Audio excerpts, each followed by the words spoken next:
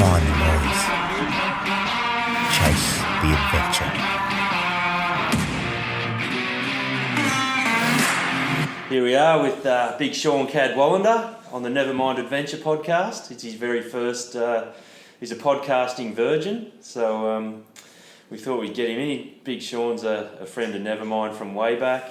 Could say he was instrumental in the whole bike tour thing over the years that we've gotten into. Going back to 2012? Yeah, 12 or 13, I think it was. 2013, we did a little adventure, me, Seano and our good mate Marco, three boys from Geelong, and we did a fundraising activity where we drove a rickshaw from across India from east to west over about 2 weeks. And it was a fucking adventure, wasn't it, Sean? Mate, it was out of control. Thanks for the introduction. What do you remember from that trip? All I remember is coming back home because I just recently had my first child. I think she was a month old, and everyone's going to hate me for this, but I've basically said to Stace, my wife, I've got to go. Matt's going on an adventure. I'm coming with him. So I think I told Stace to go to New Zealand and see her family, while I ended up going to India. Yeah. And the first impressions was, when I first got home, was you'd never take your family there. Yeah, when I say you'd never take your family there, I mean the places that we went to, like Bihar, Saharasa, yes, is where they harvest terrorists, apparently. Well, we rolled into town late one evening after a big day on the road. Might have been our first day on the road. It was massive. I got crook. Yep. And we rolled in there and covered in shit, sweat, spew, piss, whatever, and found somewhere to stay, like this dodgy hotel, and they didn't want us there, but we had nowhere else to go. And we checked in and we're sitting in the room having a few. It was a dry town as well, but we managed to find a few beers somehow. Yeah, that's right. Yep. Next minute, the coppers rock up. Yep. Like, you guys are part of a terrorist, or what do they call us? No, we're on a takeout mission. Americans on a takeout mission. Yep. Yeah, they want to see passports, and they made us take our shirts off and take photos of our tattoos. Yeah. Just in case we got taken out. And I had a guitar with a guitar case, and they were suspect on it. They thought it was a machine gun. Serenading them. And they said, "Open it now!" I go, "It's a fucking guitar, mate." And they're like, "Get it open." I open it up, and they're like, "Oh."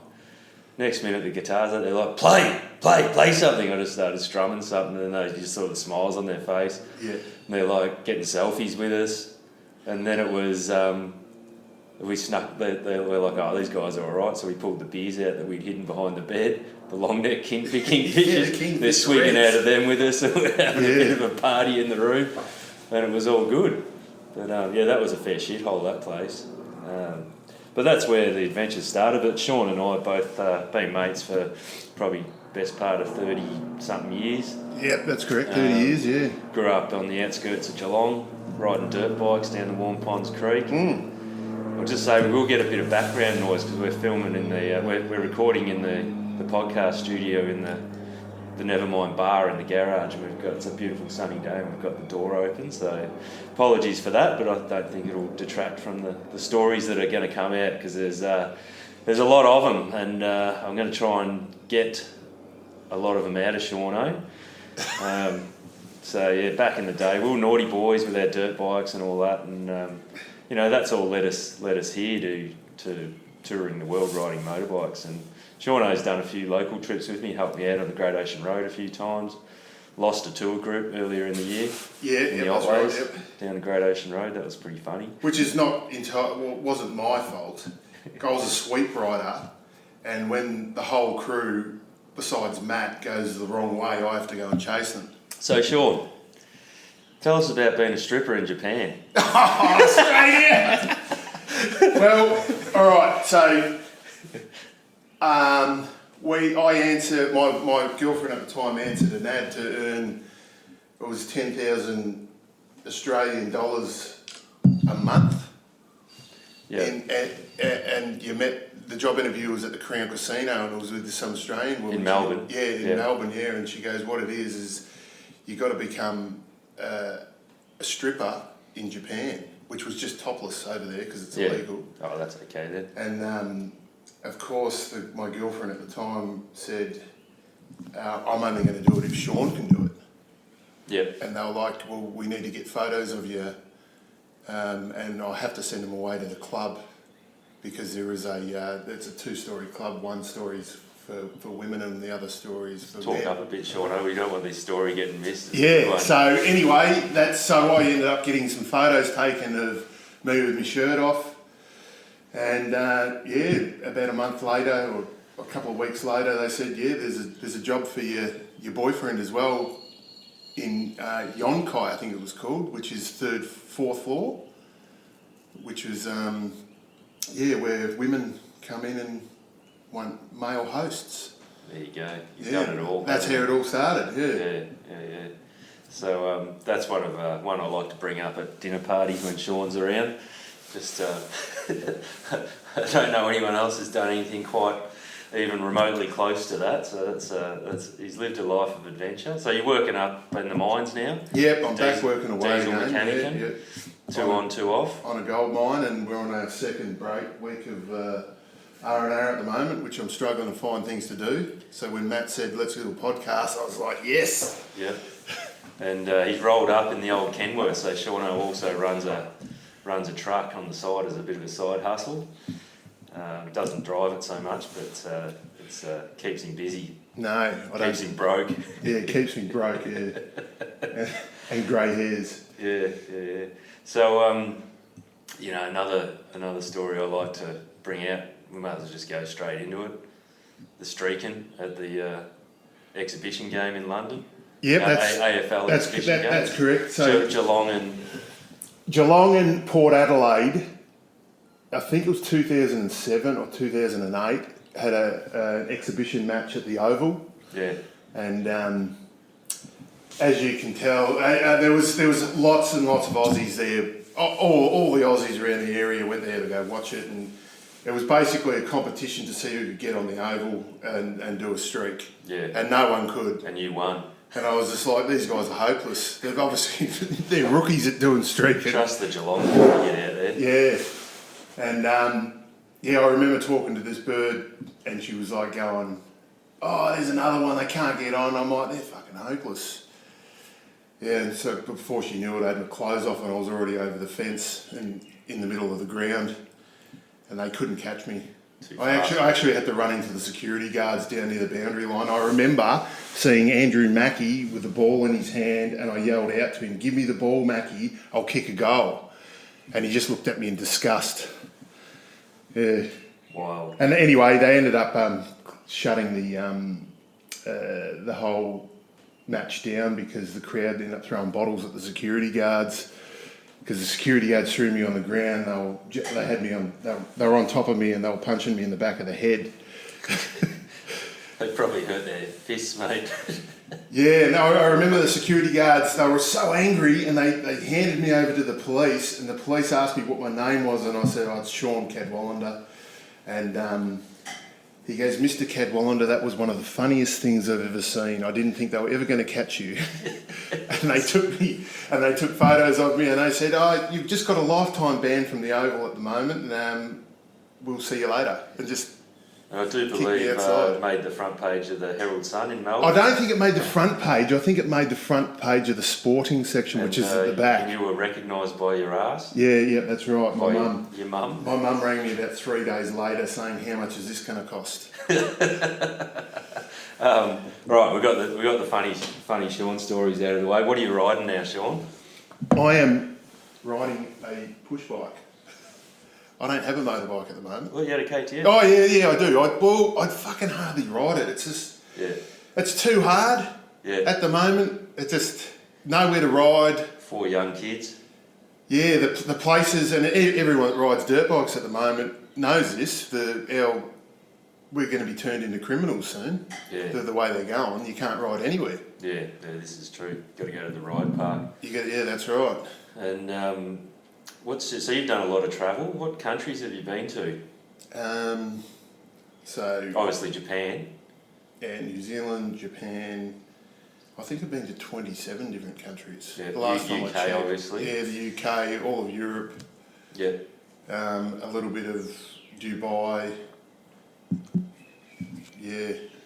So what's your, like, if you could jump on a plane tomorrow and go anywhere for 2 weeks, where would you go? I would have gone to the Tour and watched the Tour de France. Oh, yeah. That's a lifetime bucket list thing for You're me. a bit of a cyclist, aren't you? For some reason, I don't know. Just the countryside is amazing, and Yep. but I keep saying to myself, you're just going to go there and you're just going to see the bikes ride past you for 5 seconds, and then you're going to be on the piss the whole time. Yep. Yeah, Which- pretty much. Pretty much is what it is, eh? I don't know. Not my thing, but I'm sure it'd be a great time. So, Yeah. you know, we're doing at the moment, we've just done Ireland, we're off to Sri Lanka, Rajasthan after that, then Patagonia, Vietnam, and the Himalayas. What, out of all of our trips, what would be the pick? Oh, I reckon the Himalayas would be. Maybe we'll get you on next year. Yeah. We're taking bookings right now, so that could be a good one. July next year. Yeah, I've just finished watching Adam Ryman. Have you heard of Adam No. Ryman from Motology Films? No. Australian and Royal Enfield have given him the new Royal Enfield to test. The 450. The 450 Yeah. Himalayan, they call them. Yeah, I've got one. Yeah. You've ridden it? I've ridden it, yes, and I'm quite impressed with it. Comparing it to the old one, totally different bike. I like the old one as well, but value for money, like $9,000 it's a lot of bike for $9,000. Yeah, he had a lot of good things to say about it. He didn't Yeah. really say too many negative things, but I don't know whether that'd be on his video to say something negative about the only something. thing I'd say about it compared to the old one is it's a lot bigger. It's a big bike. Like for a bloke like you, it'd be perfect size. For me, it's pretty good, but like, you know, the old 410 is a much smaller frame and Yeah. easier for smaller people. So Well, you can see how the old one got the learner bike of the year. Oh, yeah. Because it's very forgiving. If you're a guy that's gone, right, I'm going to go motorbike riding. I've never ridden a motorbike in my whole life. Yeah. You'd go ride that. yeah, yeah. It's very forgiving. There's bugger all power. It's all torque. Although that new Triumph 400, the Speed 400, the street one, that's pretty fucking good. Like easy to ride. Like I reckon that is the ultimate learner bike for Yep. road. You know, Yep, like yep. if you're just going to ride on the road. Yep. You know, you don't have the versatility of the Himalayan, but they're so easy to ride. So yeah, all the Himalayas next year, mate. That could be a good one. Look out. Yeah. We'll sign you up for that one. Frankie, put Seano on the email list. Well, I'll run that one past Stacey, his wife. So so you're at, if you could jump on any bike right now. So just similar to the travel question, what's if you just walk in any bike shop right now and buy a brand new bike, I said, do you have to buy a bike? What would you get? I would go. It'd be an adventure bike. Yeah. It'd be a dirt bike / so maybe the KTM 1090 Yep. or 890. KTM 890, but then I wouldn't go past. I know Coochie's just bought himself a CF Moto 450, Yeah. and he reckons it's I've unbelievable. heard the CF Motos are going really well. The KTM factory's now shifted to China, so I don't see what the difference is. You're only paying for price, but then again, you've got the R&D behind KTM. Yeah. Yeah, So, but you'd get a bigger bike, wouldn't you? I think. yeah, I'd go towards 1,000cc, around about the 890. Yeah. My ultimate bike would be a KTM 990. Yeah. You know, the old school, the orange carrot looking one with the yep. twin tanks, Yep. which are, they're gone up in value now. You could buy them for $7,000, but Yeah. people just want 10 for them, and Yeah. yeah. So you do a bit of home brewing as well, same as me. What's Got on tap at the moment a We- mango milkshake IPA. well, we should have bought some over a bit early in the day for that. No, it's all right, mate. I'll get up and think to myself, it's for scientific purposes only. You got to taste it. Yeah, I think many publicans probably fall into Purely that. for science. Well, you know, I go down to the Geelong Homebrew shop and Zach in there Yeah. at 9 in the morning. Shout out to Zach, best home brew shop in the world. Yeah, that's right, yeah. And he'd make a great publican. I'll have to get him on the podcast. Yeah. He loves a chat. Yeah, that's right. Oh, Yeah, he'll he's always got beers on tap in there, and unbelievable. Yeah, I went in Monday morning about 9:30 and he's like, I'm going to make a stout because I've gotten to Guinness lately. And I'm getting all the gear for it, and he goes, I've got one on tap. I'm like, Zach, it's fucking 9:30 in the morning, I can't have a bloody... It's for research purposes, it's okay. So what they do is, instead of putting... Is it carbon? Instead of carbonating nitrous. Yeah, nitrous. So the bubbles are like 10 Come from the times bottom smaller, up. so that's why it's so smooth, Yeah. I had a couple at the Barwon Club yesterday, actually. You got your Guinness top on at the moment, man, anyway. I'm Yeah, digging it's fucking delicious stuff. Yeah, I went to the factory when we were on the island. Yeah. The island tour in May, so that was a bit of fun. Bit touristy. I probably prefer just drinking it in the pubs, but I thought while I'm there, I probably won't go back to the factory, but I'm glad I went. Got the t-shirt, tick the box. Yeah. Yeah. It's a bit like the Heineken factory as well. I've already been. Yeah. So I just went in from the exit with me mate Ben. Yeah. So we didn't have to pay. We just went backwards. Oh yeah. Unlike you to pull a scam like that. Yeah. So Himalayas next year. I'd love to take you to the Himalayas. I think you'd love it.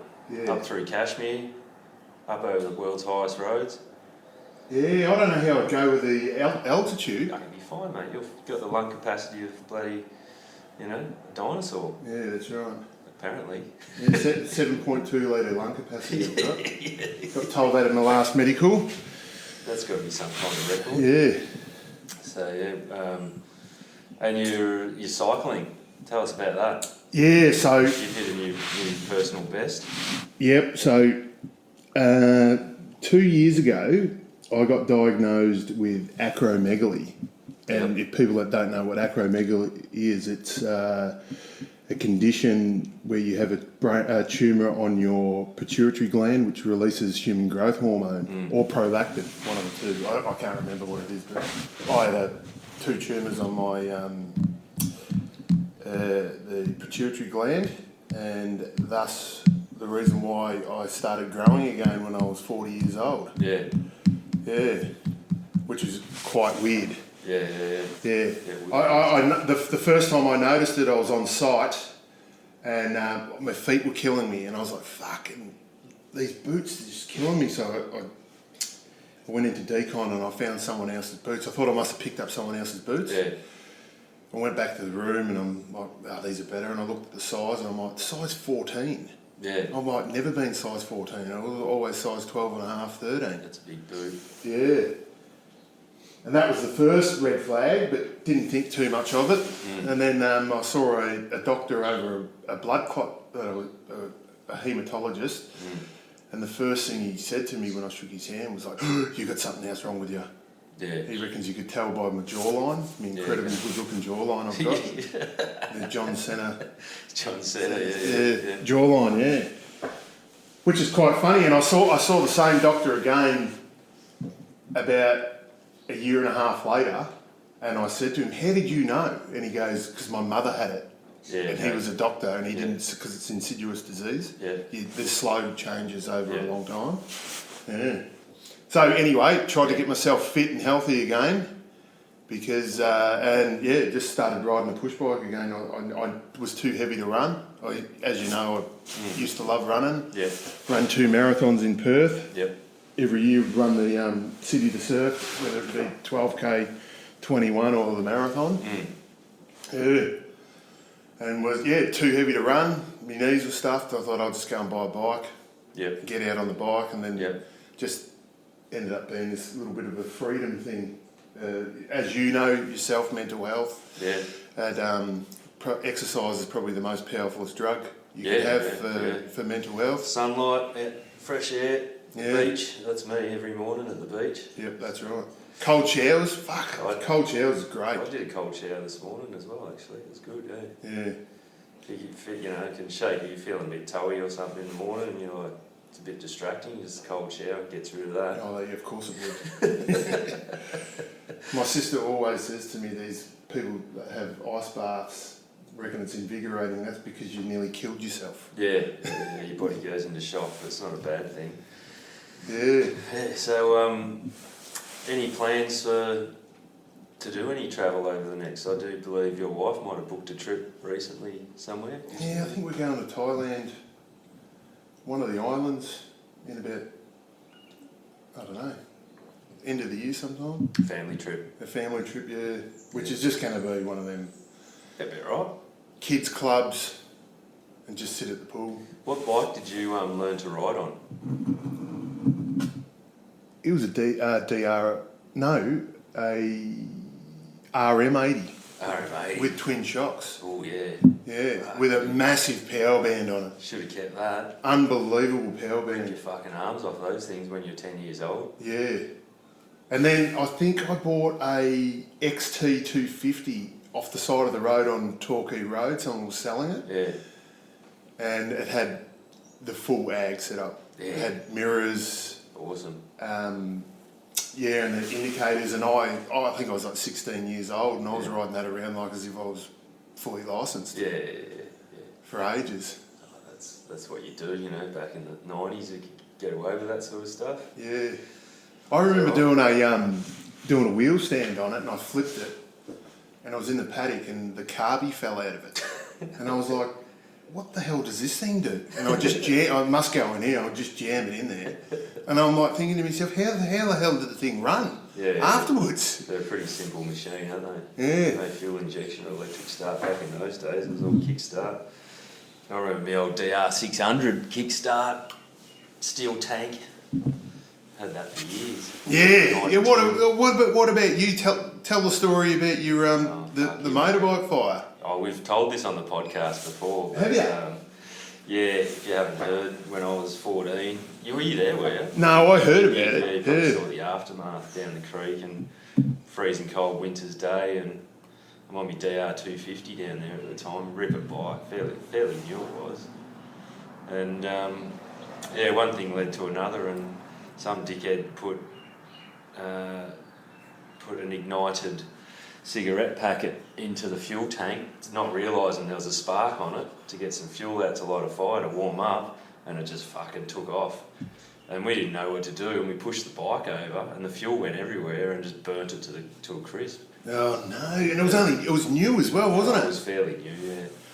So yeah, I wasn't very popular, and I still got a bit of trauma over that. Actually, I struggle to talk about it. Yeah. It was 30 years ago. I wonder whether kids nowadays do shit like this. Oh, Do you reckon they do? Yeah, my kids do. Yeah. So we've done some stupid things in life. I did see a quote yesterday. I screenshotted it actually. It just reminded me. What did it say? It said, I screenshotted it on my phone. Yeah, you'll like this one. You did the best you could with the knowledge you had at the time, which is a nice way of saying you're a fucking idiot. Yeah. Pretty funny, eh? So,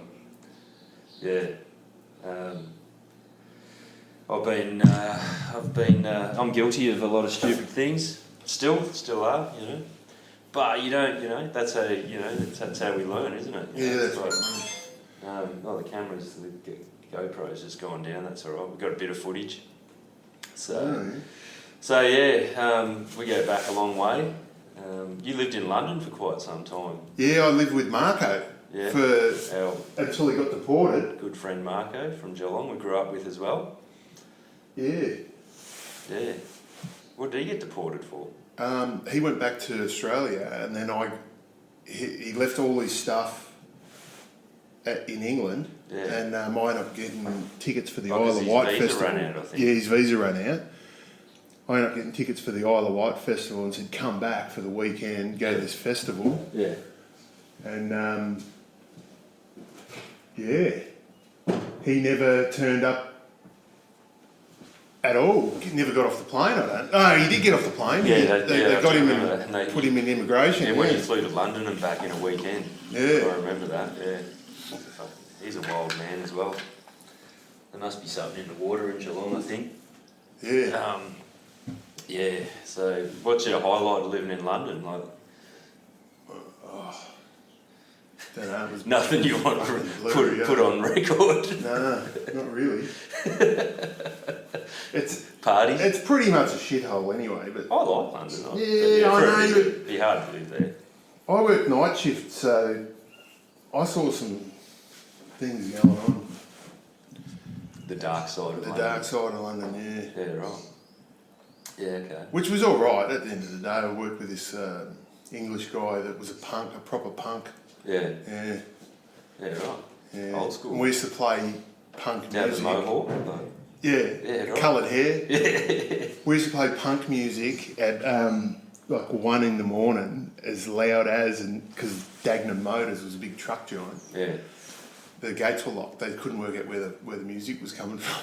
Yeah, right. From there, you moved back? You moved to Perth. And I was there as well. Yep. We both lived in Perth for a long time. Yeah, I think about 8-10 years. We did some good riding over there. Actually, you bought the Boulevard, Yep. the Suzuki Boulevard 1800. Yep. I bought the GSX 1400. Oh, that was mad. That bike we was did mad. some eh? stupid shit in those things. Yeah. I remember pulling 2 ton through the back of Jarradale there one day. Yeah. Going, fuck, I've got to get rid of this thing. Yeah, the Boulevard was so hard to hang on to at 200 k's an hour. They It weren't was like sports riding bikes. a couch down the road. As you can imagine, your legs are out and your arms are out, so you're like a parachute hanging off it. Yeah. Yeah, that was good fun living there. Good weather. A lot of fucking good times in Perth. Yeah. Well, you come back home and Yeah, Benno, our mate from Geelong. There's a big group of us from Geelong living over there, and Yep. we slowly trickled back over here. You get settled back here, and Geelong's good. Like it's a comfortable sort of place to live. You're close to the airport, close to the city. yeah, It's got everything you need. It's a good place to raise kids. You know, it's got the river. Got the river. It's got the Warm Ponds Creek still. yeah. Well, kind of. What's left of it? Not much. That's not like when we were kids. Free range kids, I like to call Yeah, it. free range. Now they're a bit more cooped up. They're battery hens, caged eggs. We had PlayStations and shit like that, but I just had no interest in it. Yeah, I'd rather get on my dirt bike and go and piss people off. Yeah, Still do. that's right. So that's something about going on the bike tours. It just pulls you out of this bloody matrix for a while, a couple of weeks. Like I haven't been for a while. I've been back since June, and I've got until October. I'm going bloody crazy. I'm like, I need to get on one of these bike tours again, and I run them for a living. You know, Yeah. it's like it just snaps you out of it for a bit. You know, it takes you back to those days. Yeah. So yeah, Especially in the Himalayas where there'd be no authority. well, there's no one up there. Like, Yeah. you go days without seeing. You know, you don't see. Well, the way we go too, like we're just way off the tourist path. It's pretty. Oh yeah. So what happened in the Irish tour where the police? You're on the beach Oh yeah. with everyone, and I'm like, Inch Beach, yeah. That was hilarious. Yeah, Inch trouble Beach. just follows you. I know, it does. Like, I can't get away with anything. It's like we saw the cops drive past before, and I'm like, oh, just wait here before we pull out into the traffic because they'll do me for something. I'll be breaking some fucking law. But yeah, Inch Beach, you're allowed to drive your car on the beach. So I thought, oh, well, you know, I had a big group, like 12 bikers, and I said, go for it, boys. You know, we'll put the drone up and we'll get some footage, you know, and boys and girls. So everyone just rode out onto the beach and they're flogging up and down the beach doing, you know, probably stupid stuff. But next minute, the Irish cops roll down. One of them jumps out on foot, yelling and screaming, and starts chasing one of the guys on the bike. And I'm like, what are you doing, mate? Like, I've just pulled up. I'm like, come over and talk to me, you know. He's like, he was fucking fuming. And I went up to the car, and the other guy in the car was all right. I said, like, I go, you're allowed to drive on this beach? And he was like, yeah, but not like what you guys are. You guys are being hoons and pissing people off, you know. Like, he goes, you're allowed to drive up and down the beach, you know. It's like a 40k speed limit. I'm like, where's the fucking speed signs? Like, there's there's no signs or anything. Yeah, we're not bloody mind readers. Yeah. He goes, yeah, look, just grab the guys and just fuck off, you know, like, fuck off. Said, all right, Are mate. you allowed to ride motorbikes on the beach in Victoria? No, I don't think so. Yeah, right. Pretty sure you're not. But that was just near Dingle, and it was a bit of a laugh. And it was funny because my mum messaged me later on that day because we put a video on. Frankie put a video up on the Nevermind page, Facebook page, and my mum's got a friend who lives in Dingle, and she was on the fucking. She messaged me mum actually. This is before even the social media thing went up. She messaged me mum, she goes, is your son running a motorbike tour in Ireland? We just saw this group of Aussie bikers riding up and down the beach and getting busted by the cops. And that's me mum's message. Then she saw it on Facebook, she's like, oh, it is those dickheads. Oh, fuck. Yeah, small world. Yeah. But that's we had some fun in Ireland. That's a great trip. That's a good one to get on. We got big John Ruthie, Yeah. Australian legend. Doing a ride with him, like a bit of a fun ride up in Byron later next weekend, which is going to be fun. He's a top bloke. Been a big supporter of us for a while, but he's come on board to help us out, and he's going to start doing some videos with us. He's coming to Sri Lanka in October. Oh, yeah. And it's going to be interesting because he's got quite a solid following, and he's written some books, and you know, he's a bit of a celebrity. He's unreal. Like, I love hanging out with him. We'll probably do a podcast up there on the weekend, I'm hoping, with Ruthie. It's always a good yarn. He's got some stock. I think the last podcast I listened to was with him. Yeah, we did 3 or 4 with him back before COVID, and then, you know, shit went pear-shaped for a couple of years, so we kind of lost touch. But it's a funny story because I was working on the New Sydney airport this time last year, before, and we were just getting Nevermind kicked off again. I thought, I better get some money rolling in as well. And I was living in Penrith. I was walking down the street one Saturday afternoon, and Ruthie lives in Brisbane, and here he is. We bumped into each other. I'm like, John. And he's like, Matt. I'm like, what are you doing? He goes, I'm down here for a wedding. I'm like, well, we got to catch up. And he goes, absolutely. And our paths just seemed to cross, and now we're working together again, you know. Yep. We sort of haven't got anything formal in place. We're just sort of seeing where it goes, but he's keen to do some travel with us, and he's been doing a lot of four-wheel drive stuff. Yeah, over the last 20 years. It's Mahindra. been huge for him. Yeah, and his old Landy and all that. Yep. But he sort of said, I want to get back into the bike world, and he's got itchy feet. He wants to get on these bike trips. So well, let's make it happen. So him and his wife Kaz are coming to Sri Lanka in October, which we're going to try and shoot like a daily video, and then sort of make it into like a 20-minute sort of video of the whole trip, so we'll have a bit of an intro, and then each day we might have a bit of a debrief at the end of the day and talk about where we went, what we did, what we saw, what it was like, and he's really good on camera, way better than me. Like, I got him to do a voiceover on one of our Facebook ads, and he just nailed it. Like, I was like, he knows what he's doing, this bloke. That's right. Because I used to do all my own stuff. Me and Frankie do it, and it's like, shit. There's a technique to this, he's a professional. So, yeah, good to have on the team. So I'm excited about that and seeing what we can do, because we love doing the tours, but we're limiting the numbers now to just doing our probably 7 or 8 trips a year. And me and Frankie are going to run them all, do it, small group, so it's just, just keeping the quality and keeping it the real Nevermind experience, so it's like we'll do, sort of one a month thereabouts, and just do one in Ireland, one Himalayas, one Sri Lanka, one Vietnam, one of each, and then we'll have, that's our year, and once they book out, that's it, and then with Ruthie on board too, and then we're going to focus on, really want to build our YouTube channel, so have some really good quality, let's call them biking documentaries, on our tours and the stories, and capture all of that, and sort of grow that part of the business as well, and so we can, that'd be great if that grew into a bit of a side hustle for us, bring in a bit of income, or at least promote what we do, So, yeah, that's right. and we love doing it. Like, Frankie's just a genius. She's just a whiz at the video, stuff. She just loves it, just self-trained, You know, like people were sort of like hit me up all the time. Like, who's making your videos? Like, you know, I'm like, you got someone doing, like, you got an agency or something? I'm like, nah, we do it ourselves.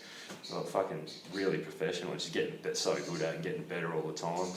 I'll often do the writing, write the script. Like, it's good teamwork. And now with Rupee coming in with a lot of YouTube experience, it'll be interesting to see what we can come up with. I think watch this space because, you know, it's going to be. It's the we're not the first to do bike and travel, you know, videos, but you know, as a tour group, just throws another like a reality TV show. You know, that's right. Taking a bunch of people who don't know each other, put them in a foreign country on motorbikes, and then just watching how the group evolves. It's fascinating and it's so rewarding seeing all these people sort of get to know each other and become really good mates by the end of the trip. Yeah. And I think it'll come across really well on video. How does the 10th day go? I know the 10 days of being around people. The 10th day's good. Love it, or you it's hate the it? 5th day, right? It's day like when Frankie and I had this thing. Oh, it's day 5. Here we go. So everyone's excited at the start of the trip. Yep. And then by about day 5, we get a bit tired, a bit homesick, get a bit on each other's nerves. Some people, you know, there's always one or two that are a little bit, you know, that affects more than others, and you know, something always goes down on about day 5 or 6, and you're like, fuck, you know, it's just you just got to get through it. And then by day 7, day 8, everyone starts going, oh fuck, it's coming to an end, because our trips are only typically 10, 12 days long. Yep. And everyone starts perking up again and getting along really well, and just like, you know, sort of getting a bit sort of melancholy because it's like it's you know, happy because they want to go home. Miss it. Your family's got all these great stories, but they're also sad because they're like, oh fuck, actually I really like these people and really had a great time seeing. Oh, I'm going to miss this. You know, I don't want it to end. You know, so it's like in the last day is always like that. You know, it's people are just pumped. You know, you roll in, you're fucking last days, and you're just exhausted. You know, it's like 10 days on the road, getting up every day, staying somewhere different. You know, it just wears you out. Even the easier rides like Ireland and Sri Lanka and that, where it's not overly, you know, there's no dirt or anything like that, but just the being on the go all the time and the sensory overload, you know, like every day is just incredible. Like you're just like, fuck, you know, like it's got to get boring at some point. It doesn't. It just keeps getting better. You know, you get to the end and you're having a few beers with everyone. And everyone's just like, whoa, that was like even our mate Rod Smith. You know, like he came to Sri Lanka last year. And he rang me the other day and he goes, he's trying to get his dad, he wants to do Sri Lanka again with his dad. Rod's 50 and he's like, yeah, Natters, he goes, that fucking Sri Lanka trip, he goes, I'm not blowing smoke up your ass, but it's the best thing I've ever done in my life. He goes, I just can't stop thinking about it a year later. Yeah. You know, I'm like, wow, that's so cool to hear from one of your mates, you know. Yep. You know, and the fact that he's coming back with his dad, he's just trying to get his old man over, his old man's a bit crook. You know, so, but yeah, it's something. And every trip is different, but the same in a way. And we got a way of doing it. Ooh. Speaking of my mum, it's my mum ringing. I'll ring her back later. I should have put my phone on silent. She knows you're doing a podcast. Oh mate, she's an interesting woman. Love you, mum. If you're listening, she listens to this. Especially if you're on, she'll go, listen to those two dickheads talk shit for an hour or two. But yeah, so it's I'm just blessed to be able to do it, you know, just take people. And I don't force anything, I just set the dates now, put a few ads out to get it in front of people, and we seem to be doing really well. Like, you know, the trips are filling up and, you know. Yeah, it's good to see it happening again, hey? Yeah. That's why I was giving you a hand on the Great Ocean Road one. Well, there's nothing better than seeing your mates thrive. Yeah. Well, we're getting there, you know, and having Frankie come back on, that was unreal because we worked together for years before COVID, and then, you know, we make a really great team. She's basically now in charge and I work for her sort of thing, you know, like she manages everything, basically, you know, she knows her job. And then, you know, she gives me jobs to do for the day. I need this from you, need that. And it works really well because we work from home. Yeah. She's in Byron, I'm in Geelong. So when it was the other way around, it was tricky, you know. It's like, you know, it works better when you've got someone else to manage your business, and I think that's what a lot of business owners get caught up in. You know, the day-to-day sort of stuff, and they're in the coalface, and then, you know, when you need to work, what do they say, work on your business, not in it. Yeah, that's right. So I was still doing all the tour leading and stuff, but that's only, you know, let's say it's, you know, 7 tours a year, so, you know, that's 3 months of the year. The rest of it is planning and, you know, sales, marketing, accounts, book, you know, all the fucking stuff in the background, you know. Like, so, as you know, you're running that truck, you know. Not that you have to do sales and marketing and stuff. You should do that. You should do a YouTube channel with your truck. Oh, I thought about it. Like, even just sitting putting a drone in the sky and following the truck out into a plantation. I've got one here. Yeah. You're welcome to borrow it. I don't know. There's a... Here's our second drone. Frank drowned the first one in Vietnam in the lake. Yep. Did you see that video? I did see the video, yeah. It's funny now. It wasn't fucking funny at the time. Our very first drone, first day of the tour. Like, yeah, we're going to get some beautiful stuff here. And you can just see it. It's like, Frankie, she goes, oh fuck. Battery's going flat. And I'm like, it's still fucking like 200 metres away out of the lake. She goes, you just see her going, oh fuck, oh fuck, oh fuck, fuck, fuck, fuck, fuck, fuck. And it just emergency landed into the water. Oh no. Well, but learning experience. And I was pretty gutted, but I remembered one of my favourite books is Dale Carnegie's How to Win Friends and Influence People. And he has all these cool stories in there. And he goes, one day, I think it was one of the presidents back in the 30s or 40s of the US, it might have been Roosevelt or something, I can't remember, but it's been a while since I read the book. Read it if you can get it, like listen to it online for free.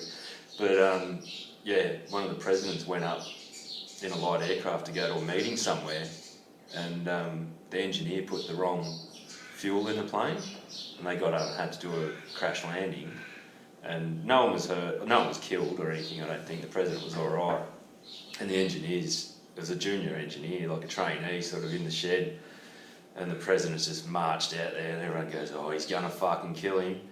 And he goes, oh, you such and such, oh, you flew the plane up, did you? And he goes, yeah, I'm sorry about that, you know. Like, and he promoted him, and he goes, you're with me now. You work direct for me. He goes, because he knew... He was loyal, and the guy worked for him for the rest of his career as his chief engineer. He goes, he knew he would never make that fucking mistake again. Oh. And I went, okay, I'm going to take that approach with Frankie, with the drone, and go, look, Frankie, it's okay, it's just a drone. We managed to get another one, you know, a week later, and yeah, she hasn't done it since, and she's learned how to use it, and to the point where I feel a bit bloody... You know, I've got to get out there because they're good fun. You know, you can get some great footage, but I rely on her a bit too much for that sort of stuff. But that's kind of good to have someone who can, you know, has got the technical. Yeah.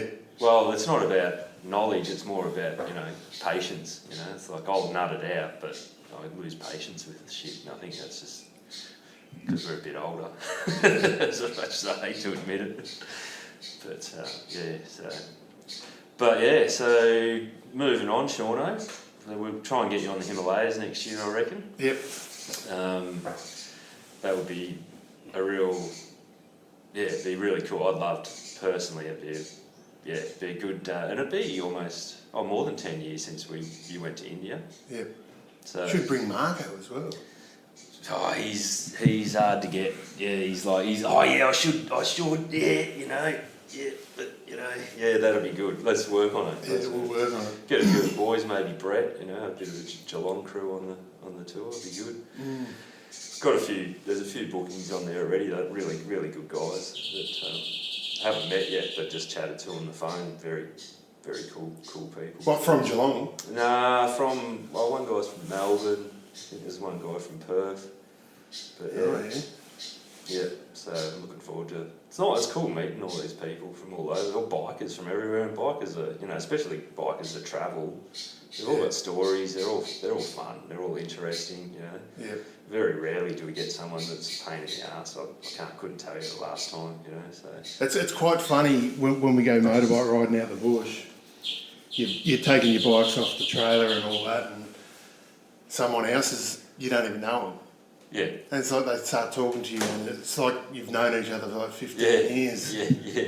And one of your mates says, "Do you know him?" I'm like, no, I met him like 2 minutes ago.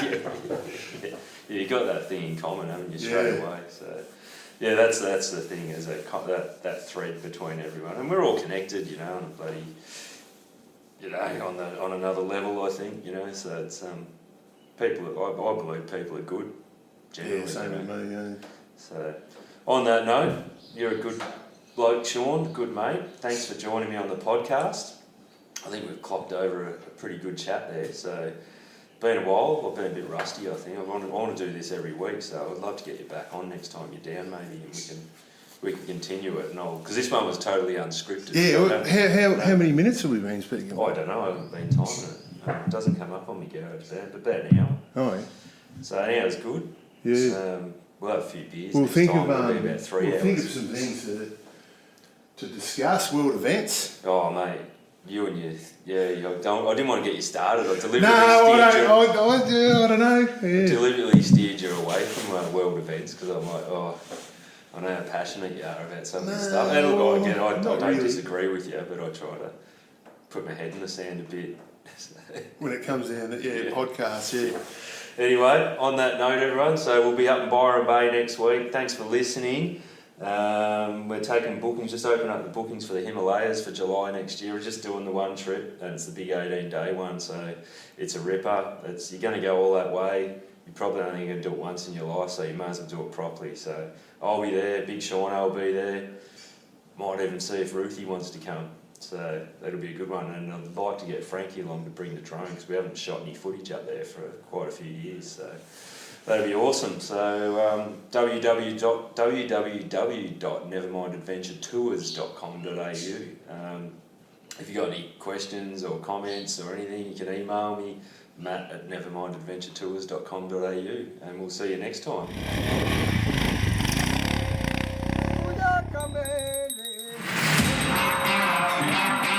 Never mind the noise. Chase the adventure.